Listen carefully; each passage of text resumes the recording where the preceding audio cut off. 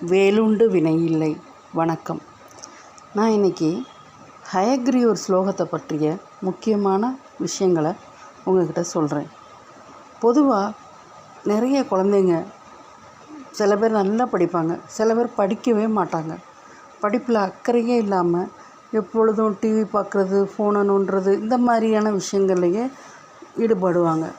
அப்படிப்பட்ட குழந்தைகளை அவங்களுடைய பெற்றோர் கோயிலுக்கு அழைத்து சென்று ஹயக்ரீவர் முன்னாடி நிற்க வச்சு ஹயக்ரீவர் ஸ்லோகத்தை 11 முறை சொல்லி பாராயணம் செய்ய சொன்னிங்கன்னா கண்டிப்பாக நல்ல படிப்பில் அவங்களுக்கு நல்ல மாற்றங்கள் நிகழும். நான் இப்போ ஹயக்ரீவர் ஸ்லோகத்தை சொல்கிறேன். ஞானானந்தமயம் தேவம் நிர்மல ஸ்வடிகாக்கிருதம் ஆதாரம் சர்வ வித்யானாம் ஹயக்ரீவ உபாஸ்மகே. இந்த ஸ்லோகத்தை தினந்தோறும் 11 முறை பாராயணம் செய்யும்போது சொல்ல சொல்ல அந்த குழந்தைகளுக்கு படிப்பில் தன்னால் ஆர்வம் வந்துடும்.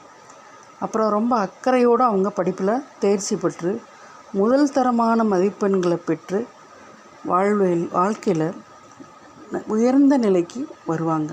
இது கண்டிப்பாக நிச்சயம் நடக்கும். இதை மறக்காமல் நம்பிக்கையோடு இதை செய்யும் போது நல்ல மாற்றங்கள் வரும். குழந்தைகளும் நல்லா படிக்க ஆரம்பிப்பாங்க. நன்றி, வணக்கம்.